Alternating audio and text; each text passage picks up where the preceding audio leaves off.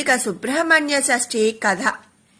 పూర్వం 3 లోకాలను భయభ్రాంతులచే పీడిస్తున్న తారకాసురుడు అనే రాక్షసుని బారి నుండి రక్షణ పొందుటకై దేవతలు బ్రహ్మదేవుని శరణు వేడారు. అప్పుడు ఆ బ్రహ్మ వారికి ఒక సూచన చేశాడు. ఈ తారకాసురుడు అమిత తపోబల సంపన్నుడు, బలశాలి కావున చంపడం మన తరం కాదు. కాని ఈశ్వర తేజాంశ సంభవుని వల్లనే వీడికి మరణము ఉంటుందని చెప్పాడు. కావున మీరు శివుడికి హిమవంతుని పుత్రిక అయిన పార్వతీదేవితో వివాహం జరిపించండి.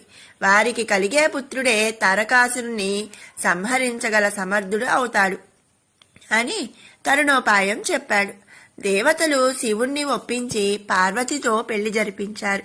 ఒకనాడు పార్వతీ పరమేశ్వరులు ఏకాంత ప్రణయానందంగా ఉన్న సమయంలో అగ్నిదేవుడు పావురం రూపంలో వారి ఏకాంత మందిరంలోకి ప్రవేశిస్తాడు.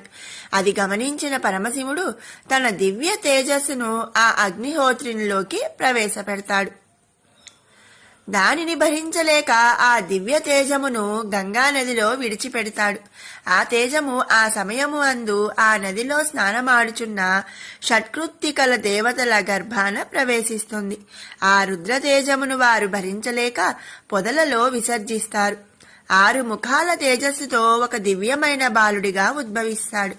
ఈ విషయం తెలుసుకున్న పార్వతీ పరమేశ్వరులు రుద్రాంశ సంభూతునిగా ఆ షణ్ముఖుని అక్కున చేర్చుకొని కైలాసం తీసుకుని వెళతారు.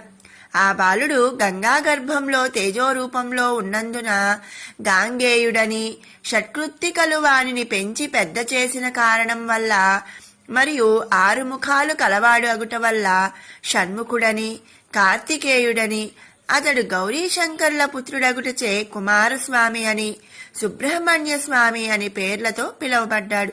కారణజన్ముడైన ఈ బాలుణ్ణి పార్వతీ పరమేశ్వరులు దేవతలు కోరికల మేరకు కుమారస్వామిగా చేసి దేవతల సర్వసైన్యాధ్యక్షునిగా నియమించి పరమేశ్వరుడు శూలం మొదలైన ఆయుధాలను ఇవ్వగా ఆ జగన్మాత పార్వతి కుమారుని దీవించి శక్తి అను ఆయుధాలను ఇచ్చి సర్వశక్తివంతుడిని చేసి తారకాసురునిపై యుద్ధ శంఖారావాన్ని మ్రోగిస్తారు.